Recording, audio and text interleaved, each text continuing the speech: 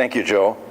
It's delightful to be here. As Joe said, I have the distinct honor of being the chair of the MIT faculty, so any day that I can leave campus is probably what they call a win-win solution for them and for me. So it's good to be here. And it's particularly good to be here at Villanova with such a dedicated group of people who share the deep concerns that all Americans share at some level, and that we sometimes lack a good, effective way of expressing the deep concern that something is fundamentally wrong with our society, something's fundamentally wrong with our economy. A situation where we find people in this country increasingly angry, increasingly anxious, and increasingly feeling a sense of powerlessness. I think we are at a time where we've got to ask some very, very basic moral and economic questions.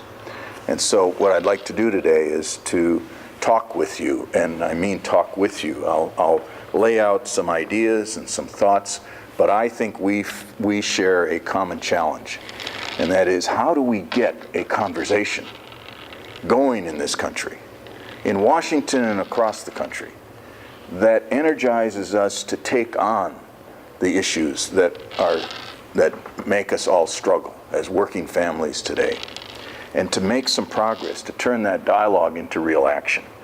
Because I can't think of a time, certainly in our lifetimes, that the need for action, the need for a fundamental change in the way in which we relate to each other at the workplace has occurred and will occur in our lifetimes. And so we have a responsibility to step up to the plate and to take action.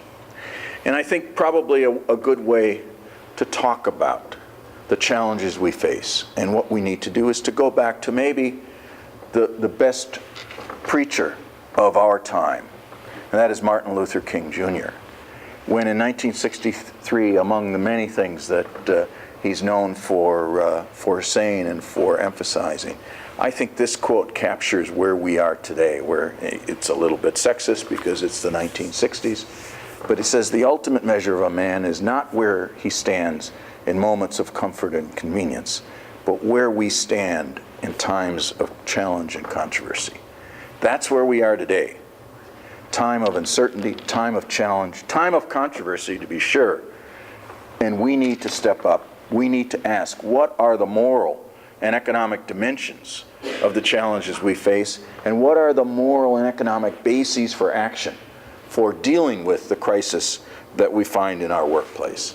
And so this conference on Catholic social teaching and worker justice, for me, was an opportunity not only to think about the technical side of these issues, but also to dig deep back in our own value system, to ask what principles do we inherit from Catholic social teaching and perhaps from other religions that help us to put some perspective on this situation and help us to have the courage and maybe the direction for action, and maybe a way of framing this in a deeper way than we find today.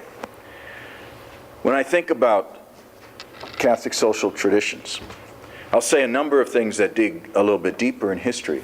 But this quote at the beginning of the bishop's pastoral letter in 1986 is one that I've used in a number of different places, because I think it captures what the economy is expected to do for all people in our society. And it says, our faith calls on us to measure the economy not just by what it produces, but also by how it touches human life and whether it protects or undermines the dignity of the human person. And economic decisions do have very, very human consequences. And the moral content, they hurt people. They strengthen or weaken family life, and they advance or diminish the quality of justice in our land. That, if we are economists, sociologists, political scientists, lawyers, theologians, or whatever profession we come from, when we think about shaping our economic relationships at the workplace and in other settings, we ought to keep this quote in mind. But we can dig a little bit deeper. I am not a theologian, and I'm here among the experts in that field. So I don't want to belabor the deep but rich traditions that we have come from in our Catholic faith and in many religious traditions, dating back to the Greek philosophers, Aristotle and his rationalism, to the strong preaching and parables of the Gospels and statements in between in the Old Testament, to St. Thomas Aquinas, with his emphasis that work is so central and important to a healthy soul, and even around the same time of the medieval period and the Reformation with Calvin and Luther, seeing that work is part of human dignity and hard work is a key to salvation. Those are bedrock principles that help us to understand the role that work plays in our society. Popes from Pope Leo XIII to John Paul to the current Pope Benedict have written papal encyclicals, very influential and very moving and very deep papal encyclicals, speaking about the value and the dignity of work and the freedom of association, which are so central values in our religious traditions. The 1986 Bishop's Pastoral laid out a framework. That was a wonderful document. It didn't go as far as many people think it ought to, and it probably didn't dig deep enough into the moral dimensions of the issues at hand in the 1980s, because the 1980s were a terrible turning point in our society, as I'll mention in a moment, where we lost sight of many of our values, where the basic social contract, a concept that I'm going to draw on a bit here this afternoon, broke down and hasn't been put back together since. But that Bishop's Pastoral on economic justice for all told us that we can, with creative thinking, with goodwill and with political strength, find a way to build a better economy. And we stand on the shoulders of those who have come before us, courageous leaders on the front lines of the battle for justice at work, men and women, religious tradition, laity, all working toward a notion that we can't just speak about these issues, we have to act on them as well. So people as far back as Father John Ryan and his emphasis on the living wage, and in Chicago, Father Jack Egan, and the great George Higgins in Washington, emphasizing social justice on the front lines, whether it was with the tomato workers and the agricultural workers that worked in Ohio for Campbell's Soup and the contractors, or whether he was walking the halls of Congress or visiting the White House. He was the same Monsignor Higgins, who always had a smile, always had a warm word, always had encouragement, and always had a sharp pencil to correct things that I would write or that I would send him. But someone who was dedicated and determined that he was going to dedicate his life to the working people of our country. Going back earlier, the Catholic worker, and Doris Day and her activism at a time when it was difficult for women to be as assertive as she found a way to be, and determined to live her life the way she felt she should live it, but live it in a way that demonstrated that working on the front lines in New York City and elsewhere to both write and to help people directly was part of her mission and her ministry to the people around her. Those of us who were lucky enough to go to Catholic schools appreciate the generation of nuns who have worked for years and years on the front line of educating us and giving us a sense of value and a sense of determination, and indeed I would also say a sense of confidence that we can address the big problems of today. And I want to applaud the women religious and the Catholic nuns for their courageous actions to speak out on health care in the last several weeks, and to help us get even this modest health care bill through the Congress, and in the face of some resistance from others in the Catholic Church. And then our good friends, the friends who I was lucky enough to work with at the Boston Labor Guild, and the other labor priests, that some of whom are here and active in ministry today. Father Mort Gavin, who introduced me to the Boston labor community. Ed Boyle, a dear, dear friend, who ministered for the Boston Archdiocese Labor Guild for so many years, and then Mary Pradinsky, who followed him, and Pat Sullivan, who is here in our midst at this meeting today. This labor guild is the heart and the soul of the Boston labor and management community. It brings people together. It engages people in talking about their differences. It helps to mediate. It provides a forum where difficult negotiations, most recently with the Boston Globe and the various unions struggling to keep that organization and that newspaper alive, met there and used it as a neutral forum to work through very difficult issues. And now we have this new organization that Joe Fahey really inspired, the Catholic Scholars for Worker Justice. All of this is in a rich tradition. And it's a tradition that allows us to speak to these issues with a sense of value, a sense of principle, and the fact that we are not alone in this struggle, because we have some important doctrines around the dignity of work, around freedom of association, around a living wage, and around treatment of each other at the workplace in a way that builds solidarity for the common good. A notion that we should have problems solved at the local level, subsidiarity principles, that those people at the workplace who have the big stake in their situation have the best understanding of what to do about how to solve problems and move forward. Those are some of the principles from which we have benefited over the years, and I think we need to bring those principles into the debate over what to do today. Because, as I said, I believe we have what I call a broken social contract. Social contract, as Joe and Tom Kohler, at my friend at Boston College, have told me, is not a perfect metaphor given our traditions, because it tends to be more individualistic. But I think about the social contract as a very social, mutual set of expectations and obligations for what employers, from what workers, from what all of us at the workplace should expect each other, and what we are obliged to do to make the workplace work for all parties toward the common good. And indeed we had some principles that flowed from that. That historically we expected that as workers contributed to improving productivity, they would also share in that productivity. I'm going to show you a chart about that in just a second. That wages should rise in tandem with economic growth. That as we worked longer and aged and stayed in our organizations or stayed committed to economic activity, our income should improve. We should become more secure. We should be able to eventually retire with dignity at an appropriate age.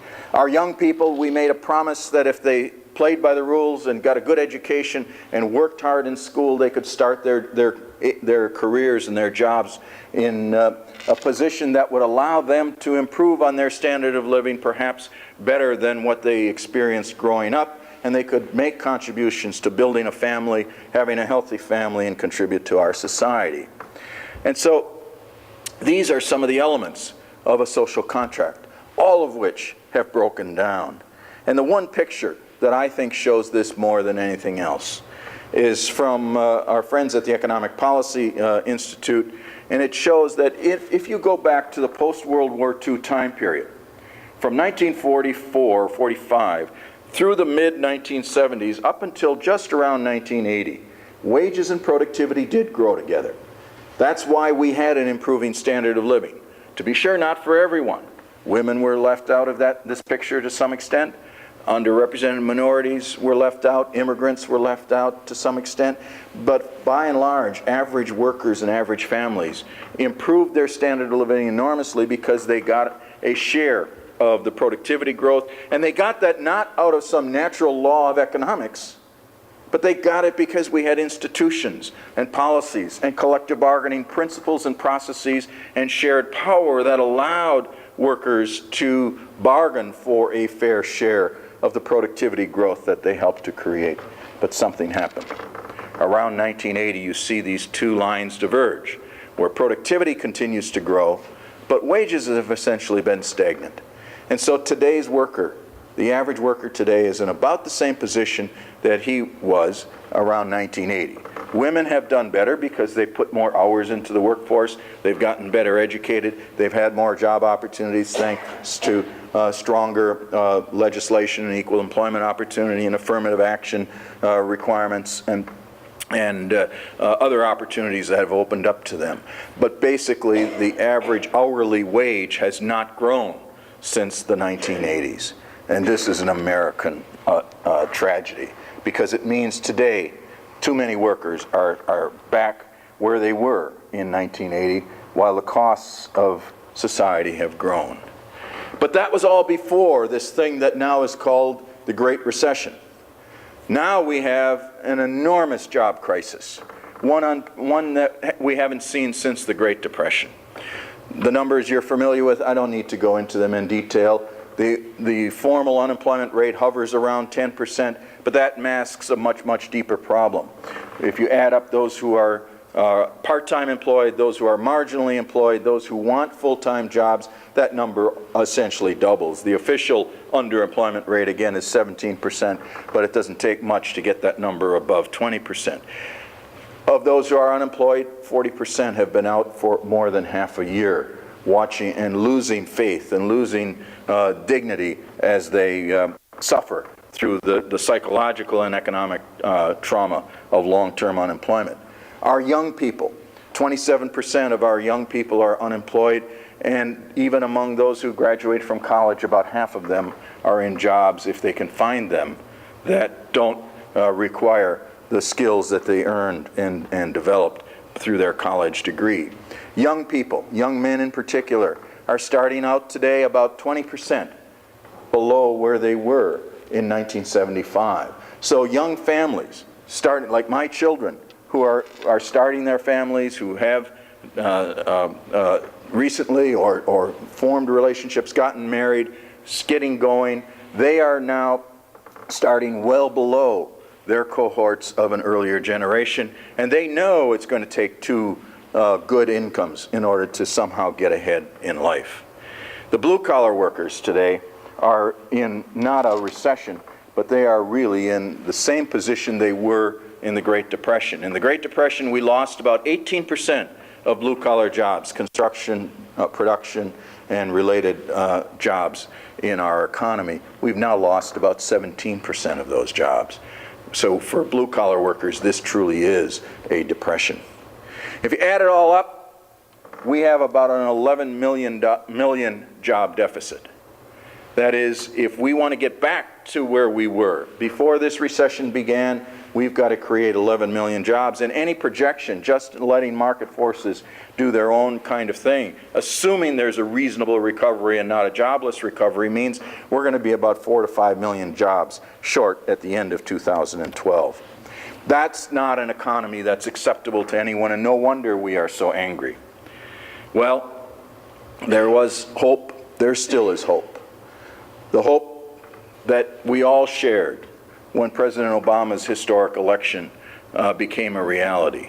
There was great hope that we would see a fundamental change in our labor and employment policies, and we would see a new labor policy driven by a vision for how to rebuild a social contract at work that started with reform of our labor law, but also went on to rebuild all of the labor and employment statutes and administrative processes that were devastated in the 8 years prior to his election.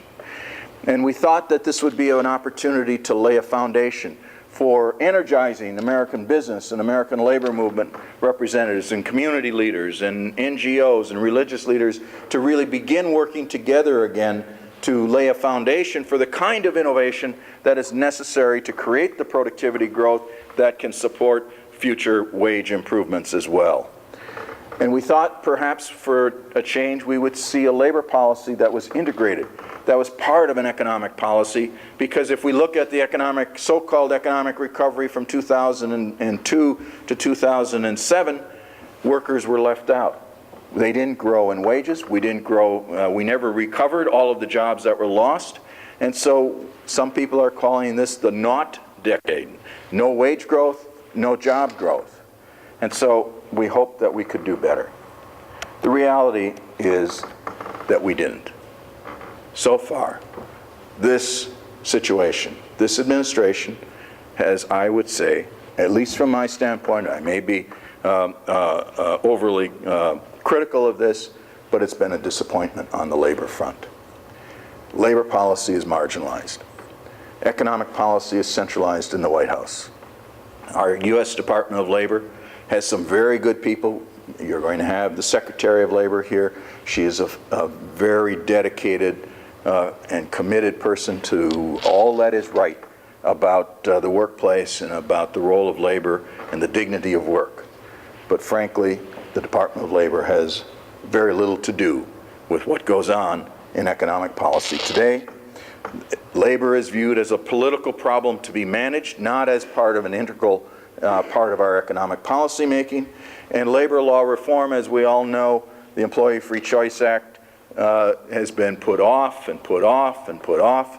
And in fact, even when it has been debated in Congress or debated in the public or debated in the labor and management circles, it's devolved into a losing debate. It's devoid of both a moral foundation and an economic foundation. If we have any hope, and yes, I still do have some hope, that someday we will get effective labor law reform, whether we call it the Employee Free Choice Act or some modified version of it, which I'll talk about a little bit later, then we've got to lay a moral foundation as well as an economic foundation for it. Unfortunately, the debates that we know all too well going on within the labor movement, the internal chaos within the service employees and the restaurant and health and the hotel workers that are tied into that same circle of debates have devastated the opportunities, have reduced the opportunities for labor law reform because they create such a negative image of the labor movement, and the opponents of labor law reform are just waiting for that issue to come on the surface so that they can highlight all of the nasty internal battles that are going on. And so perhaps we've lost another window of opportunity, as we lost one in the Clinton administration, as we lost one way back in the Carter administration. But I think we have to keep up the faith. The jobs crisis that I just outlined has been slow in getting a response. My hope now is that, and my belief now, is that once that we have dealt with health care as best we can, that the jobs issue will surface. I believe the jobs crisis will be the defining domestic policy issue for the rest of this administration, perhaps for the rest of this decade. And if we don't address it more aggressively, then there is going to be hell to pay, not only politically for those in office today, Democrats and probably Republicans as well, but there's also going to be tremendous, tremendous anger and frustration that's out there. So I believe we have to lay out the moral foundation and an economic foundation for dealing with this job crisis. And I would submit to you that when we think about it, when we talk about it, when we debate it with our colleagues, and when we take our arguments to Congress or wherever we can, we've got to keep two dimensions of this crisis in mind. Yes, there is an enormous job deficit, and I just sort of outlined the numbers. And we have to start by closing the job deficit, by creating jobs. If Thomas Aquinas was right that work is essential to a healthy soul, then the very basic dignity of work has to be afforded to every man and woman who wants to work and needs to work to support his or her family and to have the basic dignity that allows a person to grow as an individual and to reach the kind of self-satisfaction and self-dignity and definition of person and a wholesome soul that we all aspire to. But we also have to worry about the quality dimension, this wages problem. If we don't get wages moving, again with productivity, if we don't start to improve the quality of the experience at work, if we don't provide, as Father John Ryan said, a living wage for all, and if we don't start to respect the freedom of association, then we will have missed an important part of the jobs crisis that workers and their families are suffering from, and will also hold us accountable. So what do we need to do? We need to start to make the case that we can't just have the kind of modest, symbolic, I would say, but not real jobs agenda that the Congress has been willing to entertain so far. They say we're not going to have a big jobs bill, we're going to have a jobs agenda. Well, let's lay out a real agenda. Let's start talking about the need for human dignity at work. Let's recognize that the terrible psychological, physical, and social consequences of long-term unemployment on our families, on our societies, on our suicide rates, on mental health, even on the behavioral problems that students and children find at school and experience at school. This is a toll. That is a moral toll and an economic toll. And so we do have to extend unemployment benefits, and I think that is now finally being signed, or has been signed by the President after long, long delays, and some people again losing unemployment benefits. There's a notion that we should provide, in this particular situation, even though I'm not a great fan of tax credits for job creation, right now we have seen so much productivity growth, firms are holding back on hiring people. Maybe this is what we need to push them over the brink. But if we're going to do it, then we've got to do it in a real sense, and not just for small businesses, but for across the board in our economy, and make it real so that we actually do start to create jobs at a significant level. The biggest problem that we have today in jobs is going to be at the state and local level, because the states are all experiencing fiscal deficits. Some are near bankrupt if they aren't officially bankrupt. And therefore, we've got to start to create jobs, to keep teachers employed, to keep our first-line responders employed, to create the kind of social safety net for others in society so that we can deal with these problems. We've invested a little bit in infrastructure. We talk a lot about that. We've put money into infrastructure, but I'm going to say in a moment that we've been very, very slow in reaping the benefits of those investments, and we need to spend not only more money, but we have to spend more energy, creative energy, in figuring out how to facilitate the infrastructure and the green jobs investments. These are elements. They're not totally sufficient, but they're elements in a comprehensive program. We are not going to solve the job crisis overnight. This has to be a multi-year commitment. We have to have a budget for job creation the same way businesses budget for capital investment. And that should be a multi-year effort. It's going to take a lot more investment than we have put into it so far. But if we don't speak about the moral need for job creation, if we only focus on the technical issues, is the job tax credit better than infrastructure investment, then we are not doing our job consistent with what I believe we have inherited in our traditions. So let's lay out the moral case and the economic case for job creation, and then let's go on to talk about improving job quality.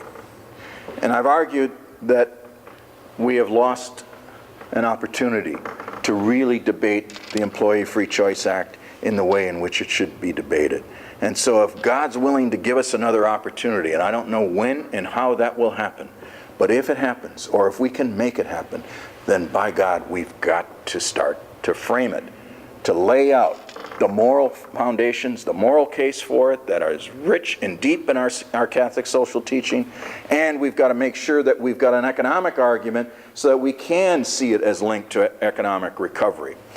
The moral case is very simple and very easy. Just going back to the papal encyclicals, going back to the statements that particularly Pope John Paul II, through not only his encyclicals, but all of his work in his years in Poland, and his support for solidarity, and his support for the Polish worker, and his view of himself as a worker priest and a worker advocate all along. Unions are an indispensable part of a just society, we are told in the Compendium of Social Doctrines. We have a situation where we are not protecting workers' rights to organize. We can cite all the statistics, and I can give you them, and Kate Brofenberner is here, and she can give you a potful of evidence that shows that 90% of the time that workers try to organize, in the face of management resistance, they fail. And they fail because they can't get through the perilous process of going from starting with a majority saying they want to be organized, to getting an election, to winning that election, to then finally getting a first contract. This is an American scandal, and we ought to call it that. And we ought to recognize that this is not consistent with our teaching, and that those people who are actively violating worker rights and resisting worker rights are engaged in immoral acts. Catholic Scholars for Worker Justice is putting out a paper. It's a very controversial paper, pointing this out. And I think we all need to pay attention to it. We need to think about it. We need to form our own views of what it means to be engaged in actions that suppress workers' rights, whether we are on the management side or whether we are on the union side, because it can work both ways. But we need to say that not only do we need to restore workers' rights to get a union, to get a collective bargaining contract, but then we also have this concept of solidarity, that we are all responsible, whether we are our union, management, mediators, government agents, or whoever. Those of us who participate in the labor process have to be engaged in working toward the common good. And that should be part of our vision, that labor and management working together can improve the quality of life in our society by working toward the common good. That's this word solidarity that is so steeped in our traditions, and we should stand up for it, and we should emphasize what does it take to make labor and management effective in working together. And we've learned some things about partnerships, about working together on a daily basis, on involving employees in decision making and allowing them to use their skills and knowledge to move forward. That's what it takes to work for the common good, and that should be part of the debate, and it should be part of the fabric of the bill that we support in Congress or wherever to create a new labor law and a new labor policy. The economic case is that if we don't restore worker bargaining power, there's no way we are going to get wages moving in tandem with productivity, because we have seen that we can be a productive economy, but unless workers have a voice and have real power in helping to determine how we distribute the fruits of these labors, that they are left behind. So there is a strong case and an objective case and an affirmative case for saying workers have to restore, we have to restore worker bargaining power if we are going to get this economy moving that depends on, for 70% of our economic growth, on consumption.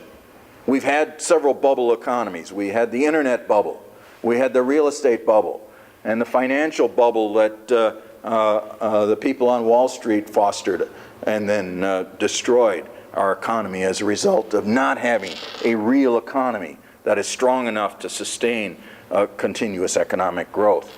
We have to move beyond, and this is part and parcel of an economic policy and strategy for moving forward. But yes, we also then need to do it in a modern way and recognize there are ways to compete on the basis of high productivity and high wages, and we've learned how to do that in industries from healthcare to apparel to autos to steel to computers to information processing to airlines. So we need to find ways to take these strategies and build a modern labor relations system. And then perhaps we can go on and attack the role of the set of issues that our colleagues in the Labor Department are entrusted to enforce. There's a wide array of things that we could do. And in fact, in this area, I want to applaud the Secretary of Labor and the good people that have been put in place in our various offices in the Department of Labor, because they are getting on with this part of the puzzle. And I think they are making some very, very important headways. But fundamentally, it is also a scandal that our good friend Kim Bobo at Interfaith Worker Justice has to write a book called Ending Wage Theft in America, some 60 plus years after we passed the legislation that establishes the minimum wage, that establishes overtime pay for more than 40 hours of work. It's a scandal that low-wage workers are not paid in increasing numbers of places, whether it's in the sweatshops of New York or the sweatshops of Los Angeles, or whether it's in the stores of Walmart, which has been sued and finally successfully resolved these suits in over 30 states for failing to pay workers their rest breaks, their meal breaks, and their overtime pay. Because what is their strategy? Their strategy is low prices all the time on all products. And that means squeezing labor and squeezing managers to squeeze labor to meet their budgets.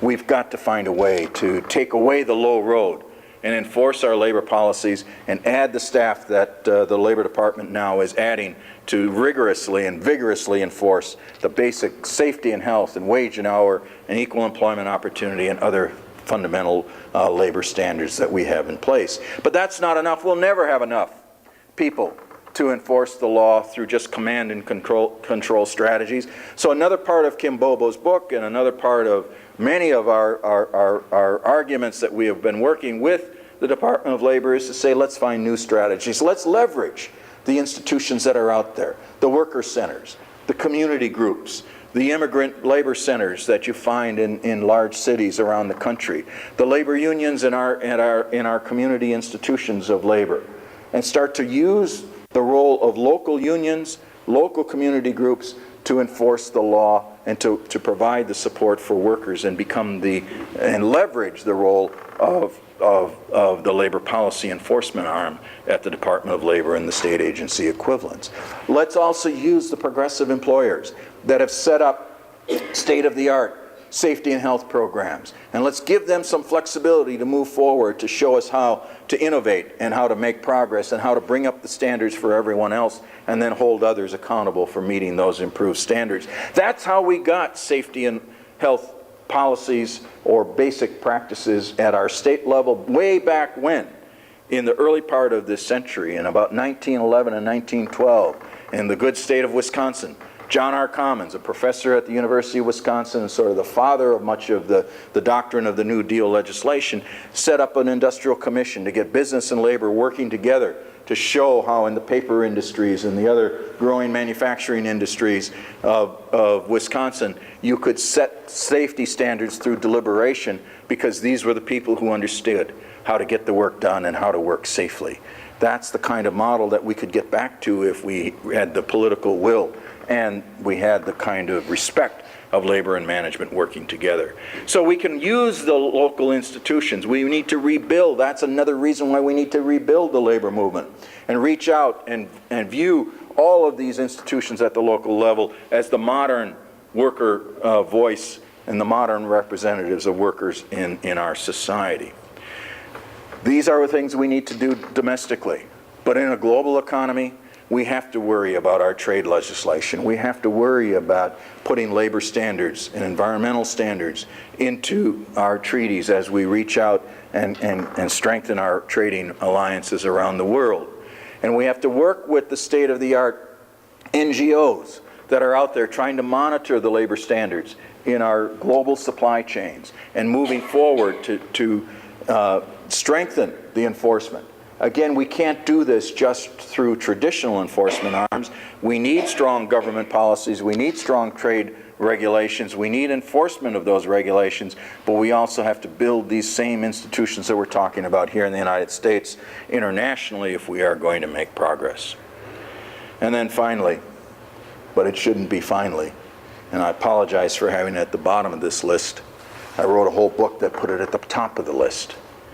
If today it takes 2 working parents to make a decent living, then it's time that we recognize that we are the last developed country in the world to not provide some form of paid leave, whether it's parental leave, sick leave, call it what you want, but some way of recognizing that we've got to meet our dual responsibilities for being good workers and good parents, and meeting our community responsibilities at the same time. We can't do that unless we look at all of our labor and employment policies and ask, are we supporting the workforce as we find it, the 50% of the workforce that are women today who still bear a disproportionate amount of responsibilities at home, even in modern families. The evidence is still clear that they're bearing more of the stress and more of the work in these 2 fronts. And so we've got to find ways to get that back on the table, even though it's very, very low on the priority list now, given everything else. What are the consequences? I'm very worried about this society. I'm worried about our kids. We had a wonderful event in our household, not this Sunday, but last Sunday, our 4-year-old granddaughter's 4th birthday party. And so our son and his wife and their 4-year-old and 2-year-old were there, and our other family members and some cousins and a lot of their friends came parading through. all young people, obviously the same age. It's an angry crowd. Now, these are employed young people. They have jobs or they're in school. So they're not suffering in any significant way, but they are frustrated. They know they're going to have to bear the burdens of this economic collapse. They know they're going to have to pay for the Social Security and the Medicare and everything else for our generation. They know that their incomes are not what their parents were able to achieve at the same age. And they see all the pressures in front of them, and they don't see a society that is listening or responsive. They're as angry at the banks and the big employers and the big unions and the government, and they lump it all together. And they are not, they're more nuanced than that. But that's the kind of dialogue I heard on that Sunday at the birthday party, in between balloons and outfits and all kinds of other celebratory kinds of events. And so this is the concern I have. If we don't start to deal with these issues, we're going to have a more angry public. We already know that we have seen that anger spill over in recent elections. We will have a failed presidency. All the hope that we had for President Obama and for what it meant to our society after the long struggles with racism in our society, that perhaps we were beyond that, and perhaps we now had a leader who could articulate a sense of how to bring us together, seems to now be at risk. And so if we don't start to deal with the jobs issues, we will have a failed administration. We will have a backlash that I don't even want to anticipate, and we will fail to pass on to our the next generation, the ability to solve the problems. The American dream that every generation should be able to do better than their parents is being lost in our society today for our children, and I'm afraid it may even be for our 4-year-old and 2-year-old grandchildren. And so that's what's at stake here. But there is an alternative. But we've got to start to speak out more forcefully.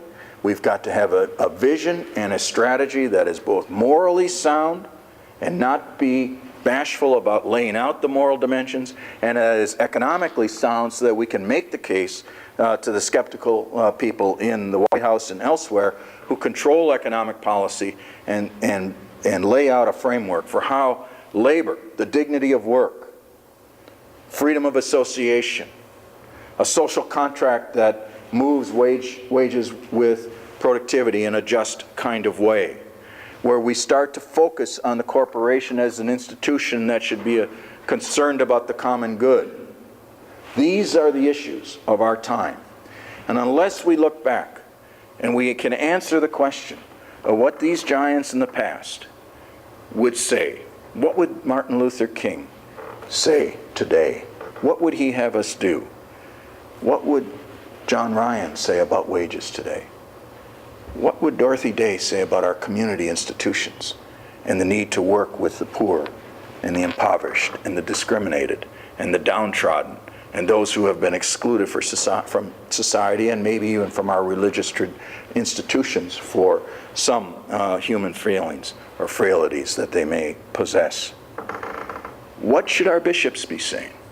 Maybe it's time that we ask our bishops to revisit that 1986 pastoral letter and do it again in a modern way, to take a look at where we are today, to take a look at whether those principles have been fulfilled that they articulated, and what we need to do to get this issue, a set of issues, back on the table. And maybe if the bishops aren't willing to step up to the plate, maybe the nuns should do it, just the way they did it in healthcare. And finally, all of us, as educators in institutions like this great university, Catholic institutions or non-Catholic institutions, wherever we find ourselves, we need to ask, are we teaching the next generation enough about the principles that we have inherited? Are we teaching them to stand up for these issues, to show concern for the common good, to worry about solidarity in the best sense of that term, to take their social networking skills and tendencies and put them to work for our economy, for their families, and for our society? That's our responsibility. And then finally, we've got to go beyond talk. We've got to put those words into action. As employers, especially Catholic institutional employers, have a special responsibility to live these principles in what we do at the workplace, Those of us who are out in the world and working with labor and management, we have to carry these principles forward when we work with the parties.